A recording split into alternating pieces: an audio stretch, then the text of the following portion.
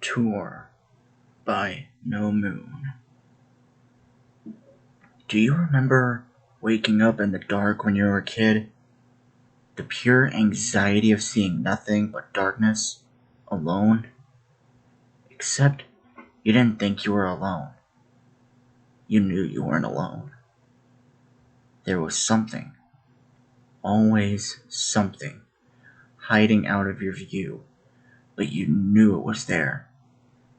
Even if you had your sibling in that room with you, you could feel something, a crawling feeling in your spine, the freezing of your blood that alerted you to the inconceivable monster that lurked. Maybe your first thought was to hide under your covers, the shield, or run to your parents, the sword. Either were sufficient enough to drive away the presence and keep you safe of another night. But I don't have my sword anymore, and my shield has long since lost its protective coating since I've grown. I am a grown mare sitting up in my bed. The moonlight from my window does no favors to me, and barely illuminates the loft. Spike sleeps soundly at the foot of my bed, but I don't even think of waking him. Heck, I can't even think of speaking, or to light my horn. When you get older, usually the fear of the dark is supposed to go away. You're supposed to be your own sword. Use your own common sense to know that there couldn't possibly be a presence. There is no intention.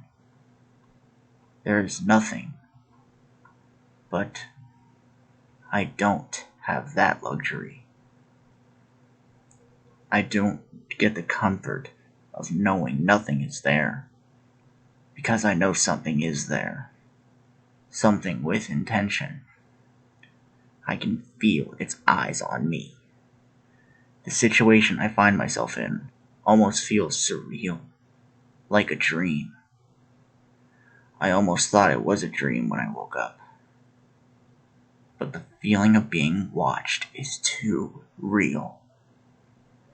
I know it is in my head. I have not moved since I woke up, because I am afraid that if I move a single muscle, it will know I'm here. And then I am afraid it's toying with me, and I must play. My ears strain and swivel as I stare down from my loft into the room below my bed. The light from the window is non-existent. The black sky of the clouded new moon night provides nothing but something akin to mocking. The night hues that stole the comfort of my home do not just stop at my office. The void that consumes the stairs leading to my library are also uncomfortable to look at. More so. If I made my eyes strain, I swear I could see something. A face? Something cold sinks into my body. The thought of not being able to distinguish its face from tricks of the shadows that made my throat tighten with fear. The thought that occurred to me, I need to turn on a light. But Spike would wake up. He'd have questions. Questions I wasn't ready to lie about or answer. As slowly as my body would allow it, I turned my head to the dark mass in the basket beneath the blanket. He was too shrouded in shadow, looking nearly pitch black. I watched him for a few long moments. In the darkness, it was hard to tell if he was even breathing. I caught myself staring at his form as it buzzed and meshed with the surrounding blackness. It was only when he took a particularly long breath in his sleep, like a sigh, did it quell my mind. I blinked, turned my head carefully back to its original position, and once more glanced over the room below me, back to the stairwell. It still looked like something was there. That presence that made me feel like a kid again. back in my bedroom. I could barely hear my frozen heart in my tight chest, even less my breathing. I thought again. Maybe I should check the stairs. Maybe I should check the library, just in case. Yes, then I could put my fear to bed, along with myself.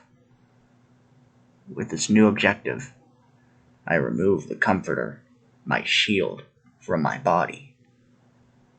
I feel exposed as I push my body off the bed as slowly as I can. It's not until the bed squeaks that I realize how hard I'm clenching my teeth. I freeze and look over at Spike. He hasn't moved an inch since I last looked at him. I do not take my eyes off of him as I continue to slide myself off the bed and let one hoof touch the wooden floor. Then the next, then the next, then my last one. I do not breathe a sigh of relief. My mission has only just started. I feel a tingling in my legs as I start to move. I feel like a child, sneaking out of my room at night to get a glass of water without waking anyone. As I press on and go down the stairs, each hoof moves painfully slow. Each individual clop of my hooves against the wood shoots another jolt of anxiety through me. I pray that Spike doesn't hear me. One step creaks beneath my weight, and I freeze on the spot. The fur on my spine raises, and I can feel my shoulders tingle with anticipation for his voice. I do not move, like a bug waiting to see if a cat has seen them yet. The tension does not leave me when I hear nothing, and I finish my descent. I now stare into the dark tunnel of the stairwell, eyes wide and ears pricked. The face is gone. My heart lifts for a moment, but as soon as my hoof raises to go back to my bed, I hear a noise. A step. The sound of weight settling on an old wood at the bottom of the shadowy stairs. My heart drops into my stomach like a block of ice. In the moment, I want to believe I didn't hear anything, that my brain, still groggy with sleep, made up the noise, that I'm simply hallucinating because of my paranoia. I try to come up with every rational explanation to calm my body, that has since become a statue in the dark. I stay still for a while. In the darkness, there's no comprehension of time. Everything is still for a long, long time in the dark. The thought eventually clambers its way to the forefront of my mind. I need to check the library. The thought itself is enough to send chills down my spine. It's necessary, though. If someone really is here, I should check, shouldn't I? As slowly as I had before, I managed to work my legs into walking. The tree I called home feels like another planet as I enter the darkened passage into the library. My breaths are caught in my throat as I attempt to be even quieter and slower on the stairs. I don't want it to hear me. My ears strain and swivel as I descend. It's even darker in the library due to the lack of windows.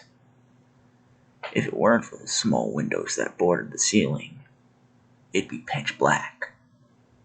I stare into the darkness as I reach the last step and briefly think of how wide my pupils must be in this light, or lack thereof. I scan the circle room for anything out of place as my eyes finally adjust. The face I see in the darkness nearly makes me shriek from shock. My horn involuntarily flashes to life as I freeze in place and bathes the room in washed out magenta. I can finally hear my heart again as it drums against my tight rib cage. However, I release my breath when I realize what I'd seen. The carved wooden horse's head that sat upon the center table. I heave a quiet sigh and try to slow my heart. It drums inside me in a way that almost hurts. I feel it reverb beating in my whole body, against my spine, pushing my lungs to the side. I carefully walk up to the head and turn it to the side so it's no longer facing the stairs. Logically, I tell myself that it's just a carving, but something else answers back. That it will watch me if it faces me. I do a once-over of the library, now calmed by the dim light of my horn. I circle the table and examine the shelves. The thought crosses my mind to check under the table too. However, I can't bring myself to do it. The shadow that is being cast beneath it holds too much mystery, too much of the unknown. I keep myself from looking at it as best as possible, and refrain from walking too close, fearing a hoof, or claw, or other appendage would try to grab me. I don't see a thing out of place on my journey. Nothing. There is nothing to worry about. There's nothing to be afraid of. I tell myself this is good enough, even though I know this is far from the truth. I tell myself that this check was enough, that the heaviness of sleep had simply tricked me to believing there was. Out of the corner of my eye, movement. Clear, defined movement. My body freezes again. Again, I feel like a statue. My chest feels tight with anxiety, and at the same time like it's hollow. Like my lungs are filled with cotton. The tunnel to the kitchen is wide, but not nearly enough, or too wide. The magic glow from my horn does not reach the kitchen on the other side. The paralysis in my body forces my mind into a flurry of panic thoughts. Do I call the police? Do I get Spike? Do I go back upstairs and hope who or what is in here loses interest? How would I escape if I'm attacked? How? My horn goes out. Through all my thinking, I neglect to keep my horn alight. I feel even more alone in my home. Yet, I know I'm far from it. And that's what scares me. As the light goes out, it takes my eyes a minute to adjust in the dark once more, and my ears strain for a sound. I stand outside of the arch, watching, listening. I need something, anything, to confirm that I'm not alone. But the fact that I hear and see nothing makes me even more afraid. I am afraid. By the time I reach the kitchen, I don't even remember walking there. My eyes peer deeply into the void of a room, straining to pick out any sign of movement. The light in this room is no better than the library, despite the huge window. It occurs to me how infrequently I step in here. This room is almost always, occupied by Spike. I stop to briefly look at the pictures on the wall beside me, just above the fireplace. At least, I attempt to do so while squinting. All of them of something he'd done, the good and the bad. Spike with Pee-wee's egg, Pee-wee's hatching day, Spike and Pee-wee eating ice cream, myself looking down disapprovingly at Spike while he experiences a stomachache after a bowl of ice cream fell on my head, and Spike returning Pee-wee to the nest. Reminiscing takes my mind off my anxiety, if only for a small moment. I now feel that I would have felt much safer having him with me, or even Aloysius, but there's not much I could do about that now. I look back into the darkness, start treading further into the kitchen. It almost feels surreal as I watch my hooves take each step so quietly. I feel that nervous tingle in my spine. I feel like a filly again, sneaking into the kitchen for a glass of water. My throat feels dry.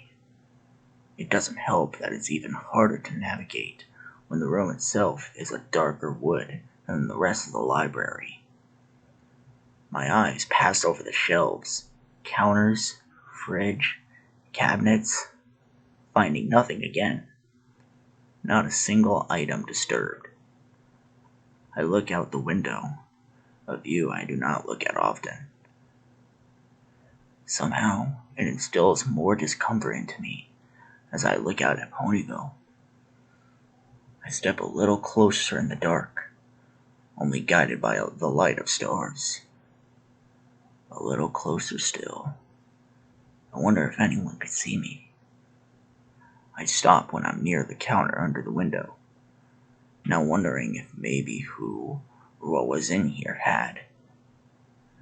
I feel my heart jump into my throat when I see a face in the window, and let out a stifled cry of surprise, only to realize it was only me. If I could laugh in the moment, I would have. Maybe even realize how silly the situation is. Being afraid of what was probably nothing in my own home. But I am too afraid. I'm too scared to laugh. I simply stare at myself in the reflection for a few moments, feeling numbness in my hooves and weakness in my shoulders. The hairs on my back rise as I feel like there's something behind me, and I turn sharply, only to be faced with nothing once again. I consider running back to my bed again. This is too much. And then, a breath. I can hear it in the dark right in front of me, but I don't feel the air of the room change, like it's an isolated sound. I can't tell if it was from a mare or stallion. It was just there. Again, I scramble for answers. Maybe my hoofs scraped against the wood. No, I'd been frozen with indescribable fear. Maybe an animal. It sounded like it came from someone. I don't believe in ghosts. In fact, this whole time, I had been trying to keep my thoughts away from such things. It was impossible. Though now I think I had been trying to keep that fear at bay, because the thought of a spirit may be even more fearful. The implications, let alone what I would even do if I found one. I decide to continue my disbelief. There has to be someone in here. I'm sure of it. At this point, I don't care if it's a prank. I'd be upset, but it's better than being in danger if nothing else. Heck, I would cry if Pinkie Pie or Rainbow Dash were here to comfort me. Everything would be normal, and I could go back to bed without fear. Ultimately, I'm out of options. I'm going back to bed. Maybe I can convince Spike to stay in my bed tonight. I turned carefully and looked at the 4 pictures of Spike above the fireplace again. Yeah, I'll do that. I creep my way back under the arch of the library, taking a look around the room once again. Still, nothing had been moved. The carved horse's head was still facing the stairs as usual. No books were knocked over. I turned the corner to start heading back up the steps into the void-like tunnel, keeping my eyes forward and my head straight. But a door closed. Out of the corner of my eye, it made me stop completely in my tracks. The door to the storage room. I didn't even think about it the first time. Had I even passed it? It wasn't even shut all the way either. Just enough to leave a sliver of black between the green-tinted door and its frame. I considered just ignoring it, leaving whoever was in there to leave on their own accord, steal or do whatever they wanted to do, and go before confrontation. But I need to check. I just need to check. I quickened my pace as I walked to the door. Maybe the sound of my hoof steps would scare them away. It doesn't take long for me to arrive at the door, though I stand in front of it for a few long moments. Time doesn't exist in the dark. Incomprehensible even. The doorknob taunts me with the distorted visage of my terrified reflection. It knows I'm scared. I know I'm scared. I just need to check. I look back over my shoulder. Everything is still in place, even the horse's head. I look back at the door, back at the black scene. In the dark, the room feels wider behind me, and at the same time, I feel smaller, like the walls are closing in on me.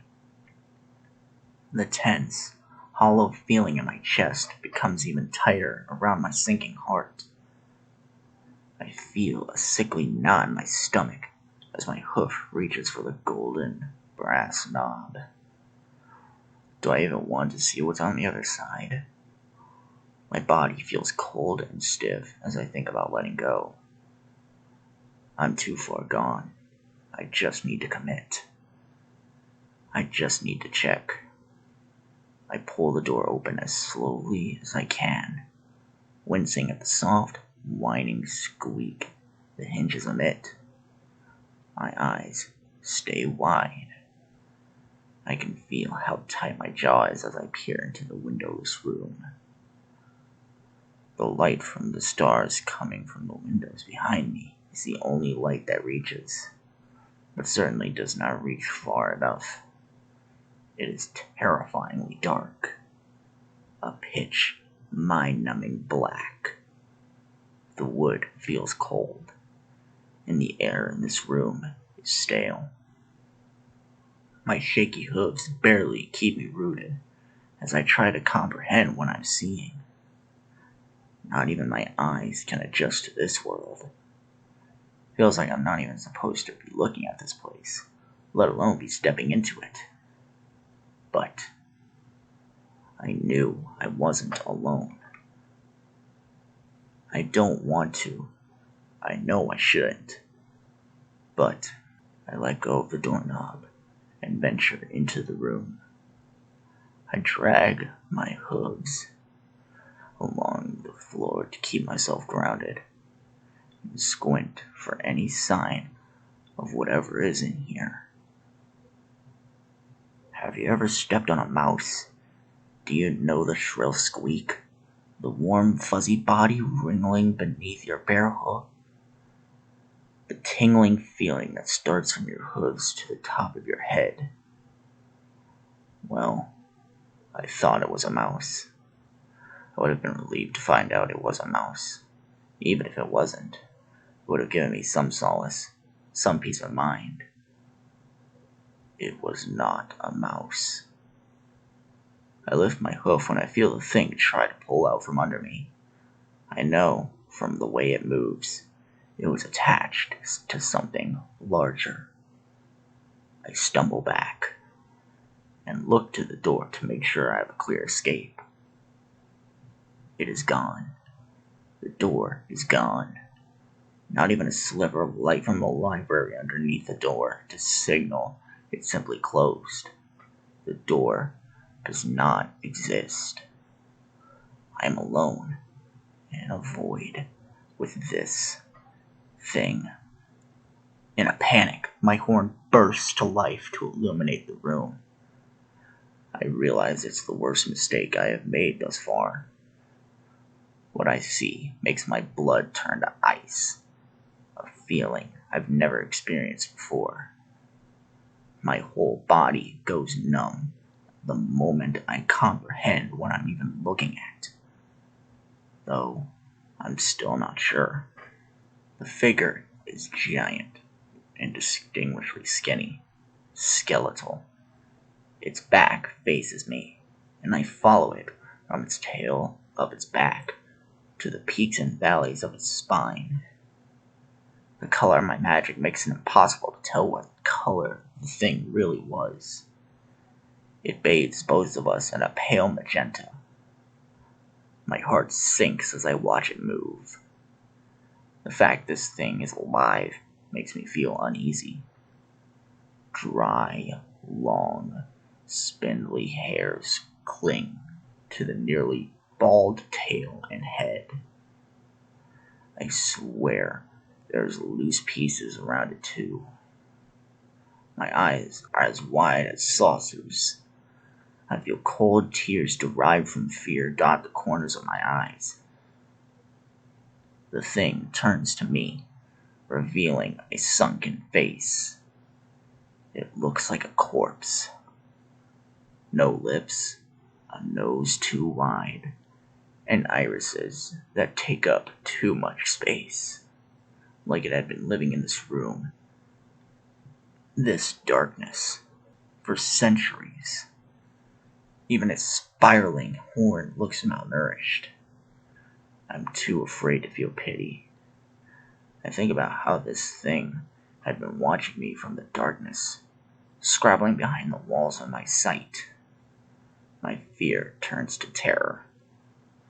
As soon as I get a glimpse of its face, I run. I turn around and run with my horn lighting the way. The room feels far too big. The wood beneath my hooves feels like concrete slabs. It becomes concrete slabs. Right before my eyes, I squint and watch the wood fade into smooth, cool stone. It feels like the room won't end. There has to be an exit. This doesn't make sense. Where is the door? The magic from my horn makes the brassy knob shine. Desperation and adrenaline only known to prey animals pushes me forward. I need to get out of this room. The closer I get to the door, the less ground I feel like I'm covering. Despite my legs working overtime, it feels like I'm only going at a jaunt. Then a light gait. Then walking speed. I do not look behind me. I do not want to know that thing is still there. I reach for the door and swing it open as fast as I can. The library, just as I'd left it. My heart lifts for the first time in what feels like hours. I don't care how much noise I make as I slam the door closed, squeezing my eyes shut and keeping my body pressed against the door in case the thing throws its own weight against it. But nothing. I wince my eyes open after a few moments. The aura of my magic is gone, but I have never been so happy in my own darkened home. I know this darkness well now, much better than the unnatural trap that was behind this door. Slowly, I release the pressure of my own weight. I think it's done. It has to be done. I got an idea to comfort my own sanity. thinking fast or not thinking at all, I use my magic to carefully pull a bookshelf over the door. Again, I don't care how much noise I make. I sigh as I let it go. It would work for now, and mostly hides the door. Exhaustion grips my mind, and I can feel my body succumb to the lack of sleep. I yawn and let my head drop. I drag my body to the steps, hauling my body like it's dead weight.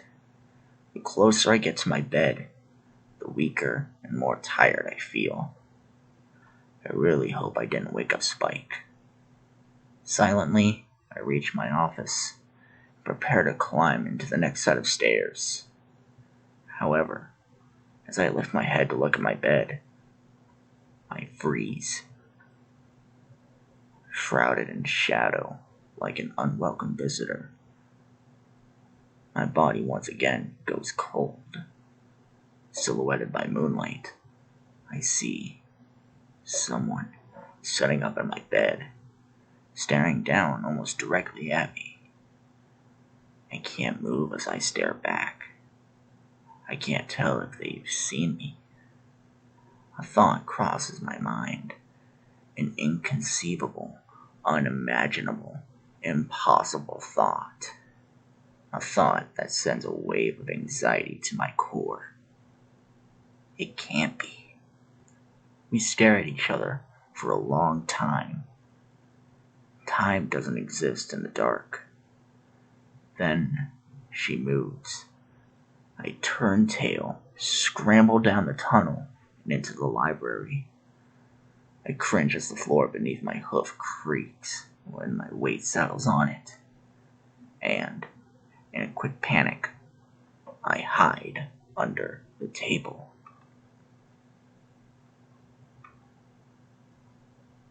That was Tour by No Moon. Well, that is another scary story that has been passed through this channel. Thank you guys for listening. I hope you enjoyed. If you did, please make sure to hit that like button and subscribe to my channel. I am planning on uploading this type of content for the next month before school starts. Bummer. And if you really enjoyed this, feel free to hit me up on my Discord. I will have that linked in the description below. And if you also want to read the story for yourself, go ahead and check it out. I also have a link to the story and the author in the description below as well. And that is it from me. So again, thank you guys so much for listening. I hope you enjoyed. This is Godzilla Man, signing off. Take care, everybody.